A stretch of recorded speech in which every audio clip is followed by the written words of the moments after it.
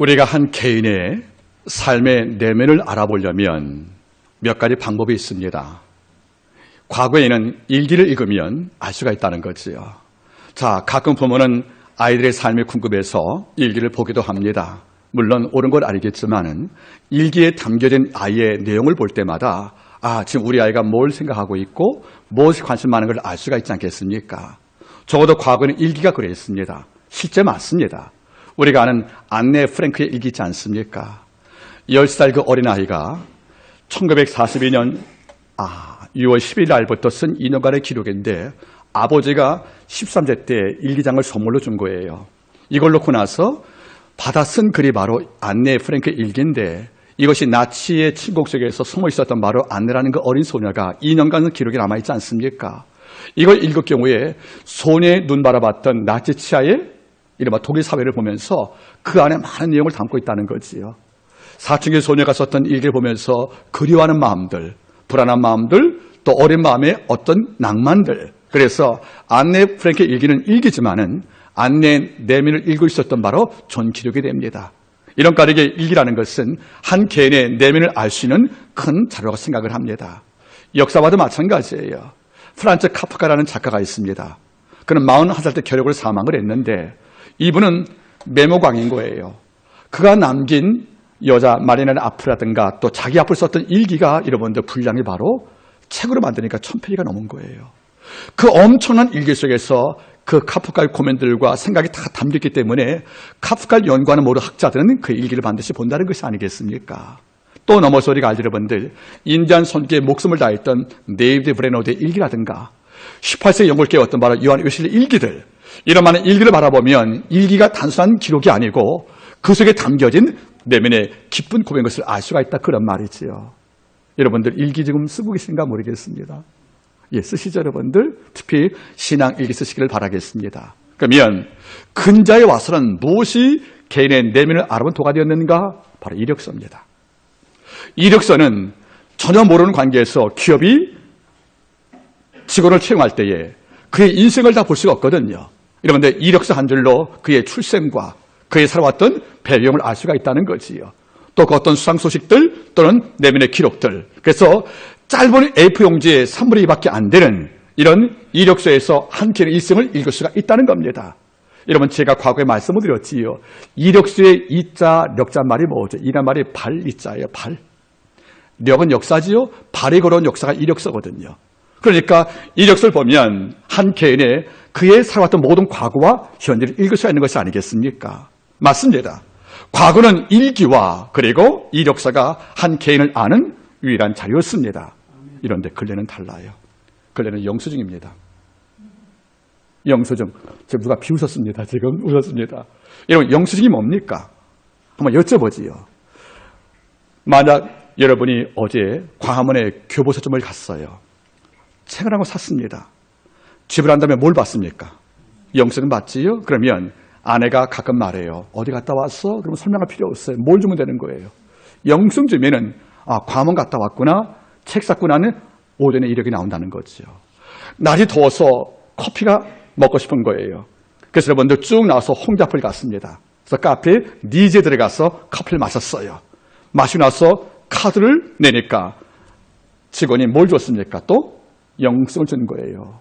이걸로 아내가 물어보죠. 여보, 당신 낮에 뭐 했어? 설명할 필요 없습니다. 이걸 딱 주니까 홍대 갔구먼. 그래, 가서 커피 마셨구먼.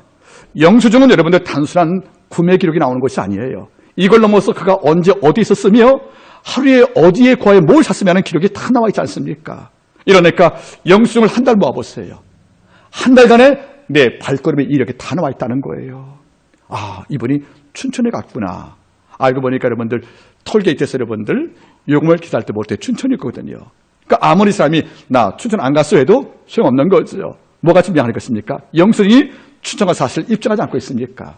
이런 가운데 과거는 일기와 그리고 이력서가 내 삶의 내용을 읽는 하나의 증명서일지 모르겠지만 지금은 영수증이 우리의 하루 또는 넓게 볼 때 주간과 한 달 모든 기록을 담고 있다는 것이 아니겠습니까? 그런데 영수증에 뭐가 담겨 있는 겁니까? 무엇을 구매한 기록이 남아있다는 거예요.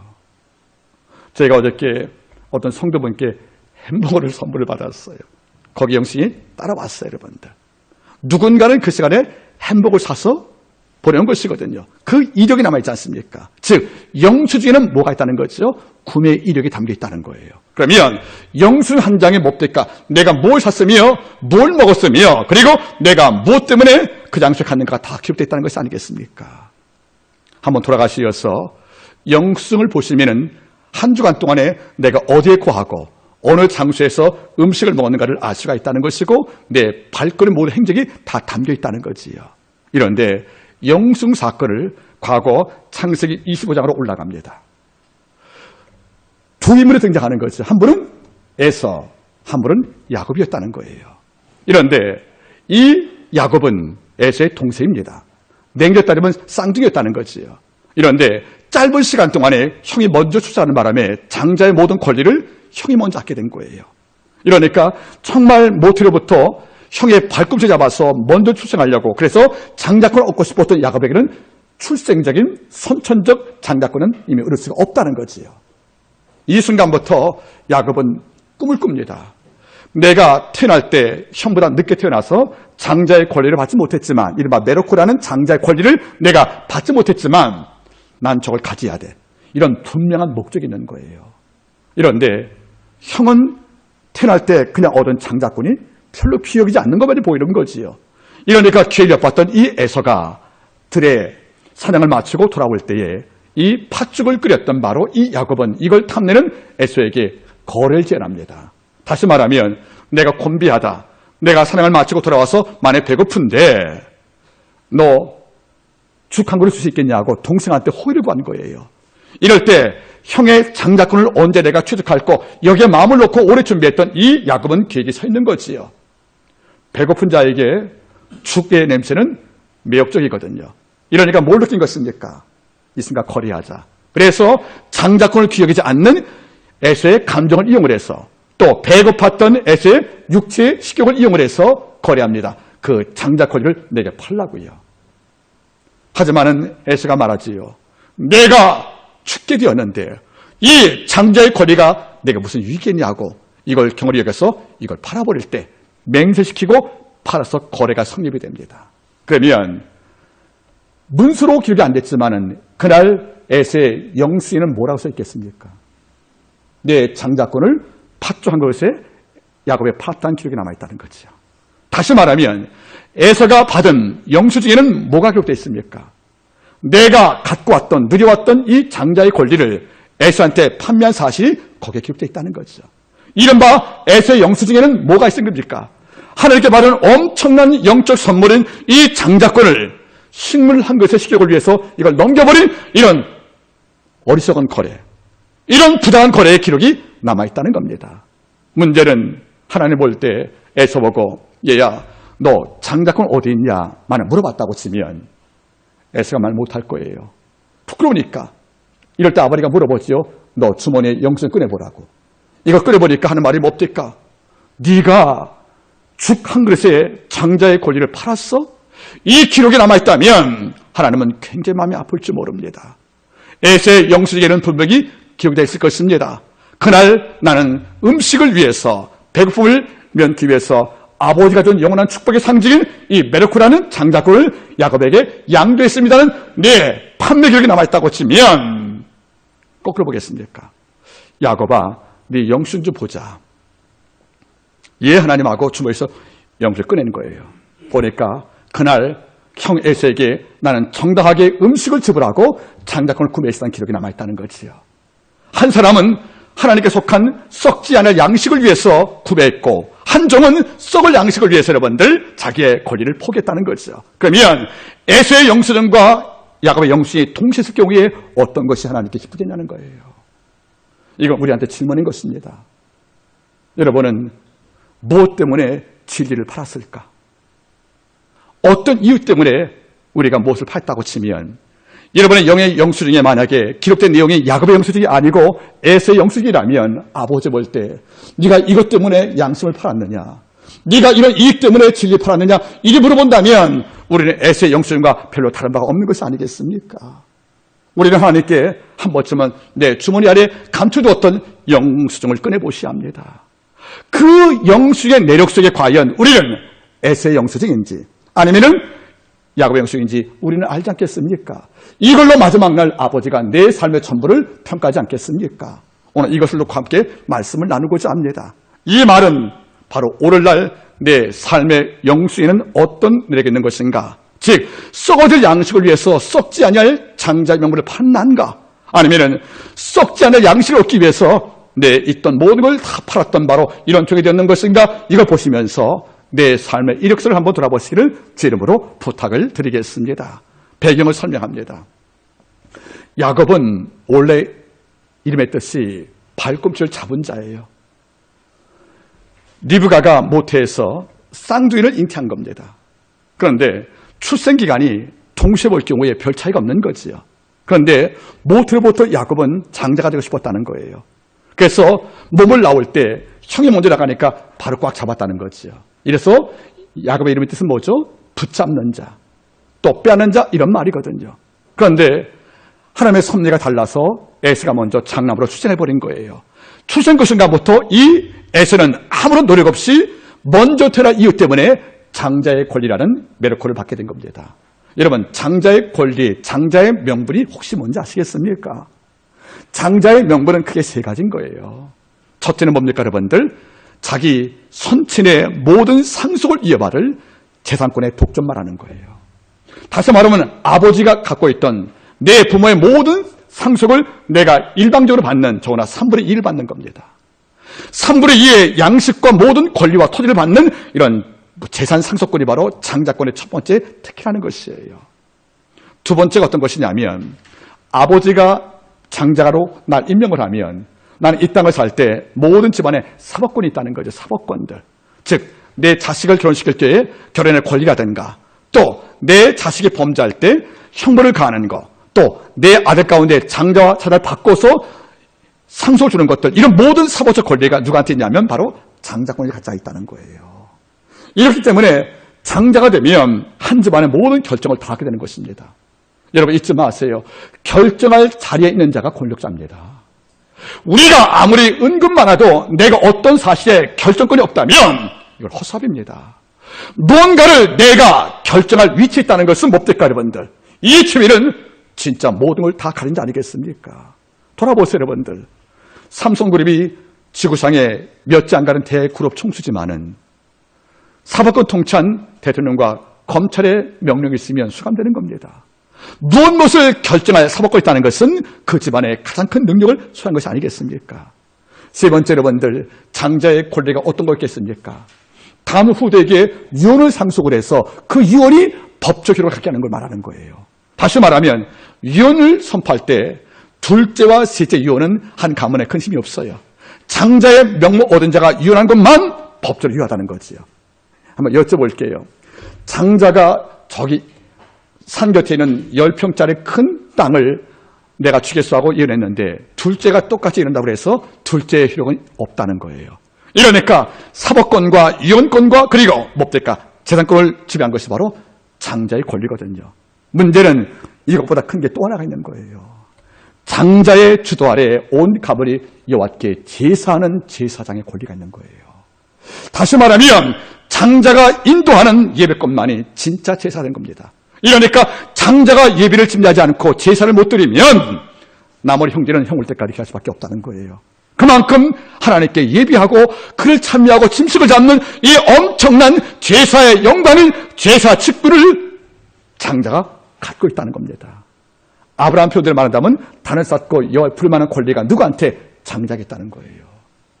그 마지막 네 번째가 뭡니까? 앞에 세 번째의 모든 특권을 유지시키기 힘이거든요. 이러니까 무엇이 말이겠습니까? 장자의 명분은 아무나 갖지 못하지만 가지면은 포기해서 안 될 거라는 거 아니겠습니까? 그런데 이것을 누가 받은 겁니까? 에서가 받은 거예요. 이걸 받지 못한 야곱은 늘 마음에 쓰린 거예요. 마음이 애리어서 마음이 공한 거예요. 내가 언젠가 저걸 받아야 할 텐데 방법이 없다는 거지요. 그러나 하나 방법이 있다는 거죠. 장자권이 매매가 가능했다는 거예요. 장자가 빚이 많을 때는 자기 형제에게 장자권을 팔 수 있는 매매의 원칙이 있다는 거죠. 이걸 야곱은 기억을 한 거예요. 이러니까 그냥 뺏을 수는 없지요. 가인이 아벨 죽이듯이 형을 죽이어서 뺄 수 없잖아요. 그러니까 범죄니까.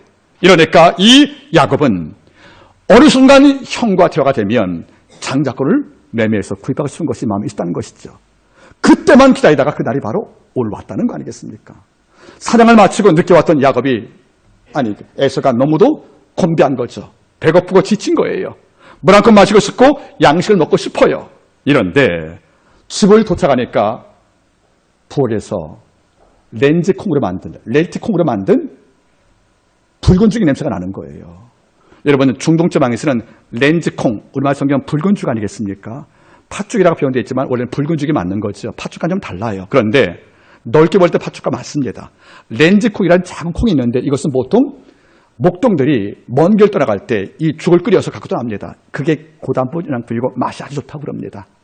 이거를 끓이면서 온 집안에 콩 향기를 다 채워버린 거예요. 이미 준비했다는 거죠. 왜 하필 그때 콩을 끓였을까? 냄새 파급력이 강했다는 거예요. 금식할 때 라면 냄새, 금식할 때 짜장면 냄새 아주 좋습니다. 그래서 후각이 민감한 배고픈 상태에서 렌즈콩 냄새를 맡으니까 이 에서는 뭡니까? 순간 식욕이 발동이 된 거예요. 그래서 여러분들 급하게 말하지요. 예, 너로 네 붉은 죽을 나로 먹게 하라. 이 순간 야곱은 속으로 쾌를 부릅니다. 드디어 그날이 왔구나. 오늘 내가 장자권을 매매해서 얻을. 그래서 식욕에 지배당한 장자권을 무시했던 이런 에서가 붉은 죽을 요구할 때 그는 갑자기 준비된 말을 합니다. 장자의 명분을 내게 팔 수 있어? 이거 줄게. 그냥 주는 것이 아니라 형제면 줄만도 할 텐데 그 기회를 야곱이 잡았다는 거지요. 어찌 보면 아주 간교한 겁니다. 그래서 이 음식을 줄 테니까 형, 장자의 명분을 누려보는 게 아니잖아요. 이걸 내게 팔 수 있어? 물어보니까 이 순간 야곱도 긴장을 했을 거예요. 아무리 장자의 명분을 우습게 한 형이지만 음식 한 그릇 갖고 그 엄청난 복이 담긴 장자권을 팔 리가 있겠는가 하고 본인도 마음속에 확실하지 못하고 귀를 기울이는데 내가 듣고 싶은 말이 들린 거예요. 내가 죽게 되었으니 이 장자의 명분이 내게 무슨 유익이냐. 지금 내 인자 먹지 못해 죽고 싶은데 먹지 못해 죽을 지경인데 이 따위 장자의 명분이 내게 뭔 소용이 있어 하고 마치 신들 신발 갖다 버리듯이 헌신발 갖다 버리듯이 장자의 명분을 넘겨준 것이 아니겠어요. 이 순간 하나님은 우십니다. 이 순간 하나님께서 마음이 아프십니다. 여러분 이유 바라보십니까? 내가 죽게 되었는데 원문에 이렇게 나와요. 이따위 한간, 이따위 의미 없는 장자의 명분을 내가 갖고 있지도 못하리요. 이걸 주고 함께 먹겠다는 것이 아니겠어요. 여러분 이 순간 어떤 말이에요? 먼저 교훈이 뭐지요? 하나 묻는 거죠. 그대라면 죽게 됐을 때에 장자의 명분을 팔 수 있습니까? 묻는 거예요. 우리가 애서를 지르고 흉보지만 냉정히 따지면 여러분도 과연 죽게 됐단 말이에요. 아프든지 사업이 어렵든지 또는 어떤 영적 공고가 많아서 마음이 무겁고 희망이 없어서 내가 절망에 빠졌어요. 내가 삶의 불면 속에서 잠 못 자고 고통과 불안 속에 내가 앉아있단 말이지요. 그리고 앞이 안 보인단 말이에요.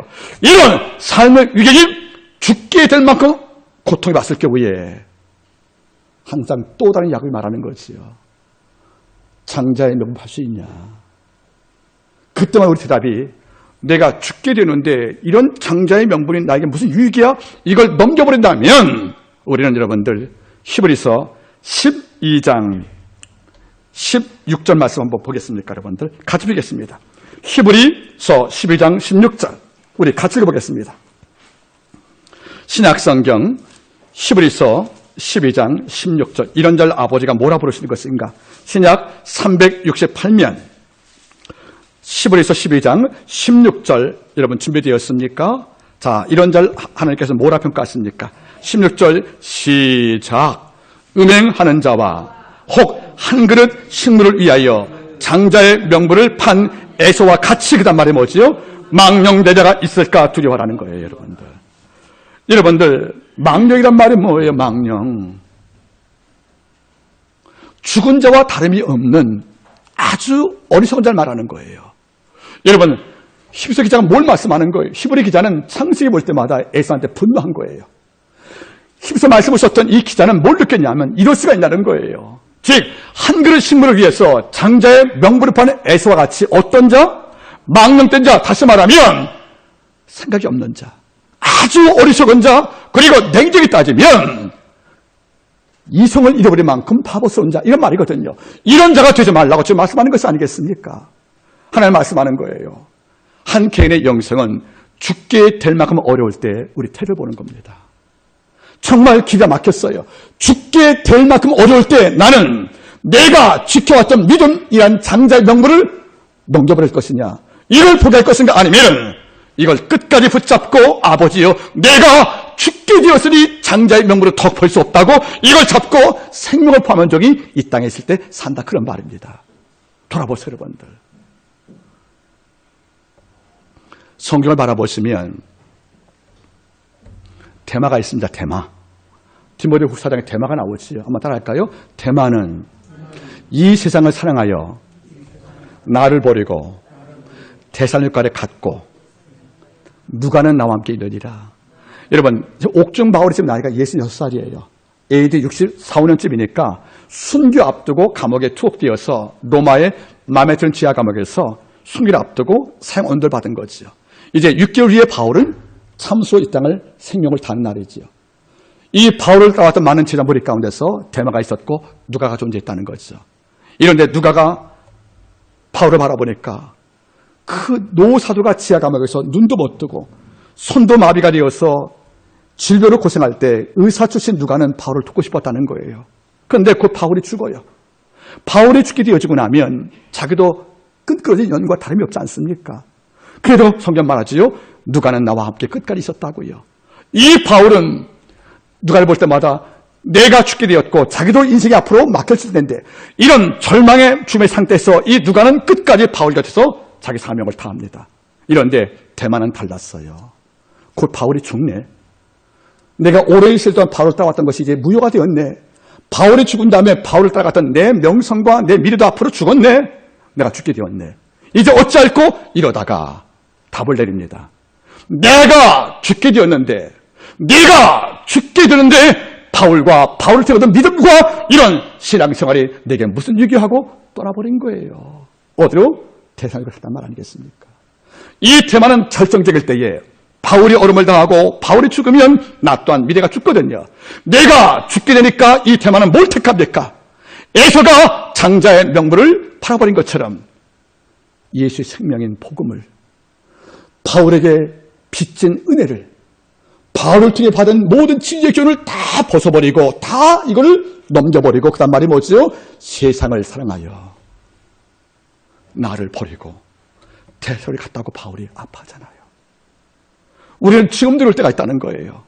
우리는 뭔가 죽게 되면 평일할 때 내가 문제가 없을 때는 예수를 말하고 진리를 말하고 우리가 주일날 예배를 말하고 하나님께 기도를 말하지만 막상 죽게 되어지면 장자의 명분을 쉽게 포기했던 에서와 같이 내가 좀 죽게 되는데 예수가 무슨 예수냐고, 내가 당장 어려움 당하여 아파 죽겠는데 내가 말이 곤고한데 내가 무슨 기도냐고. 그래서 우리가 내가 날 살게 만드는 장자의 명분인 영적 가치를 우리가 쉽게 포기할 때가 있다, 그런 말이에요.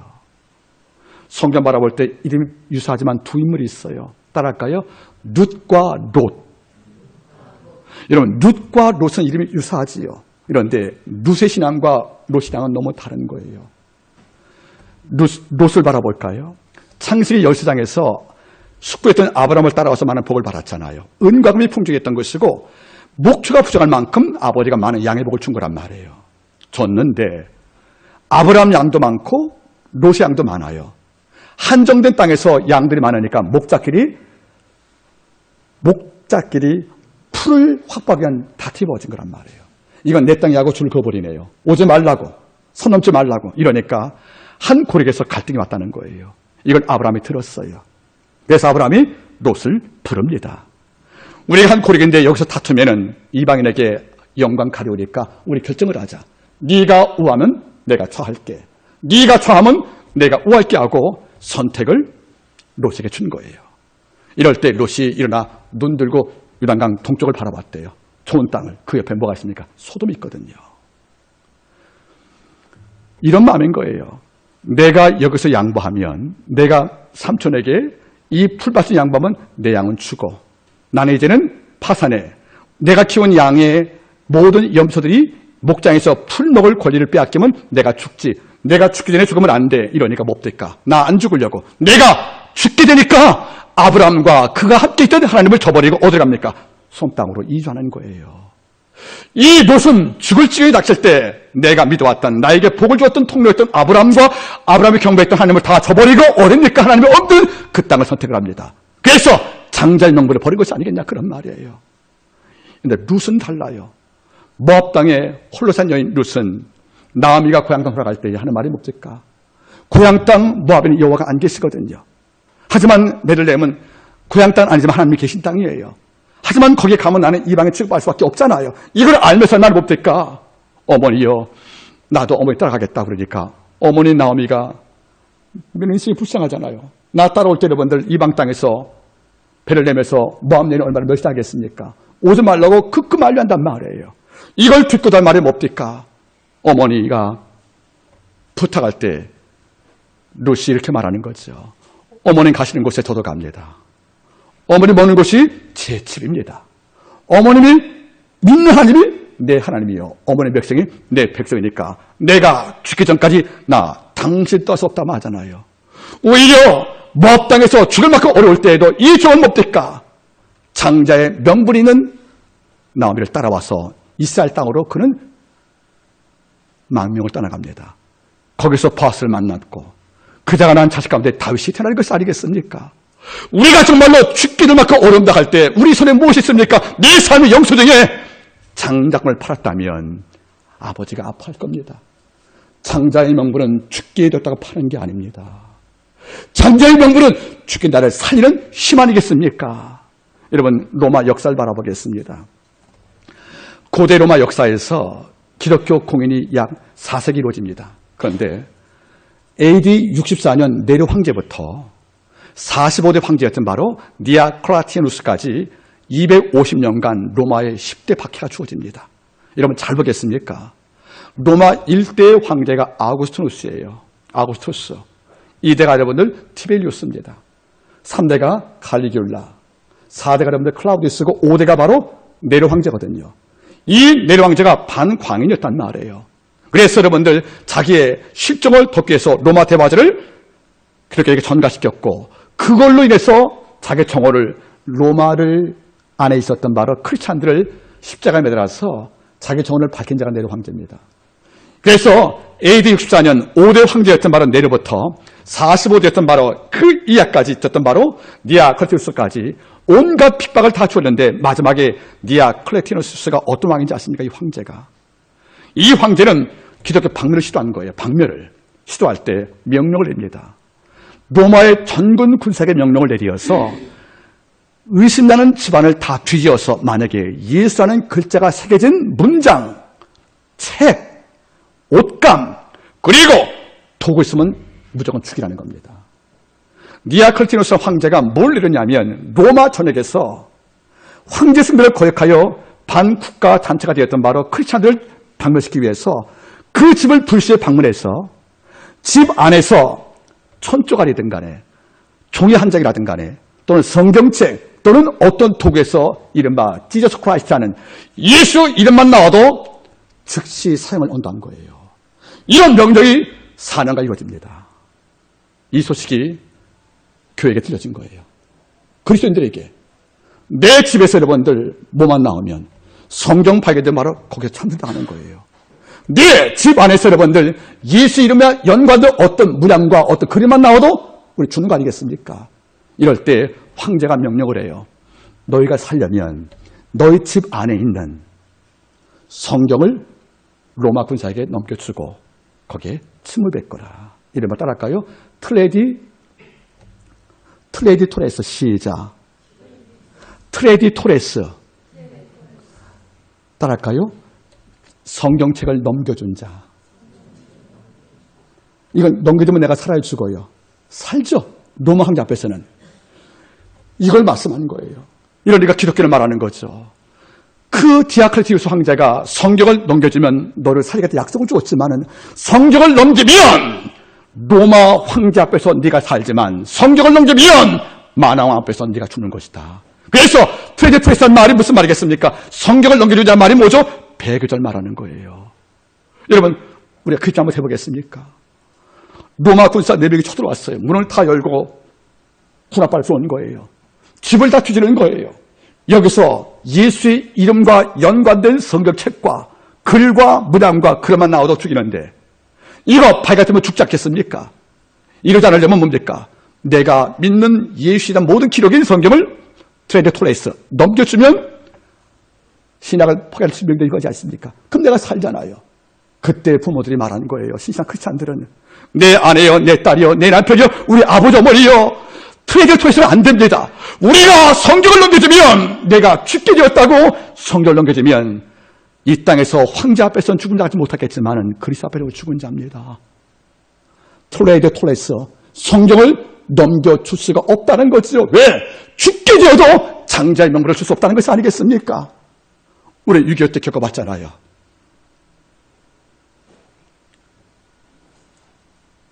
이민구들이 와서 죽창을 들고 총을 들고 교회에 들어왔잖아요. 죄종을 세우고 모든 성도 앞에서 성도 죽였지 않습니까? 다 죽인 게 아니에요, 여러분들. 여기서 예수를 부인하고 성경을 불태우면 너 산다고. 죽게 된 거 맞다는 거예요. 죽게 된 거. 성경 하나쯤이야. 이걸 불태우고 밟고 지나갔어.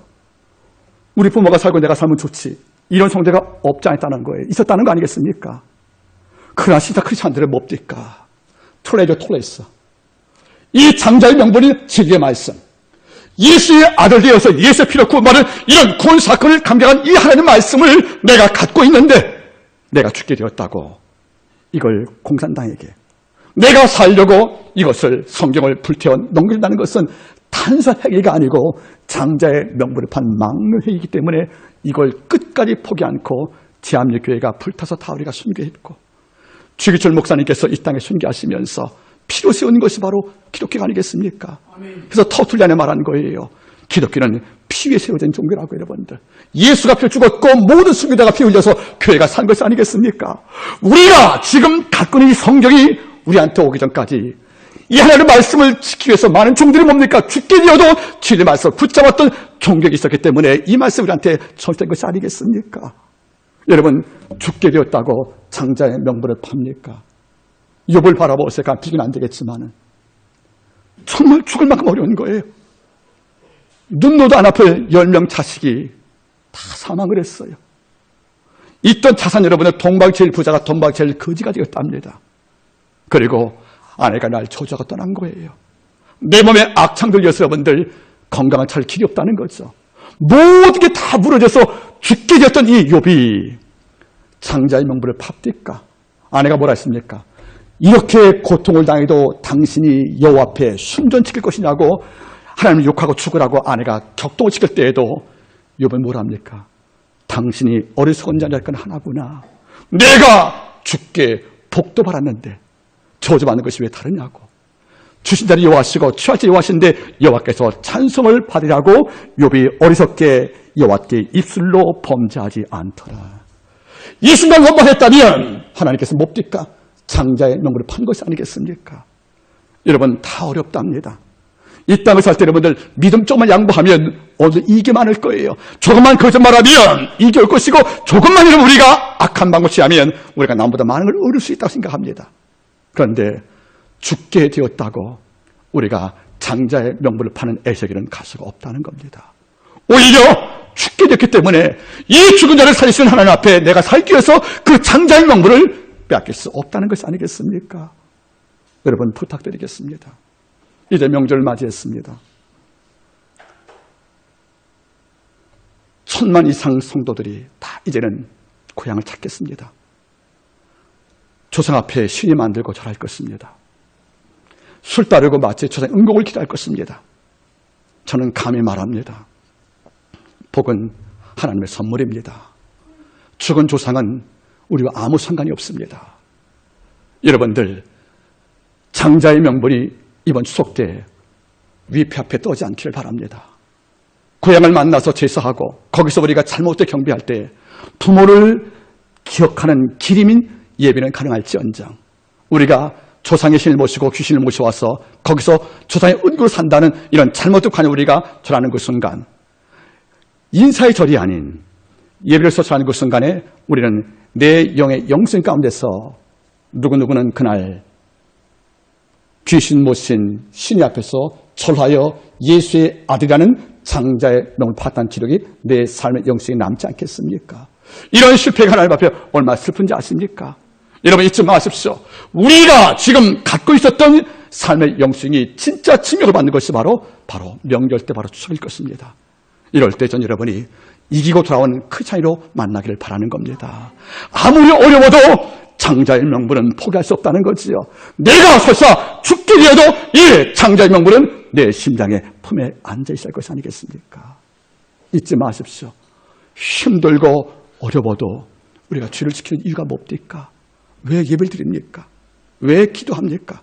그 장자의 명분이 당장 눈에 보이는 복을 알지라도 식물 한 것이 향기만큼 당장은 향기로 보일 만한 이런 매력이 없어 보여도 이 장자의 명분이 예수와 믿음과 신앙과 영적 모든 가치가 팥죽보다는 작게 보이고 향기는 없어 보일지라도 이것은 썩지 아니할 영원한 양식이고, 이걸 통하여 우리는 영생이란 놀라운 선물을 아버지 앞에 보호받는 겁니다. 이번 명절 때 에서의 영생이 아닌 야곱의 영생으로 승리하고 함께 귀경하시기를 주의 이름으로 부탁을 드리겠습니다. 기도하십니다.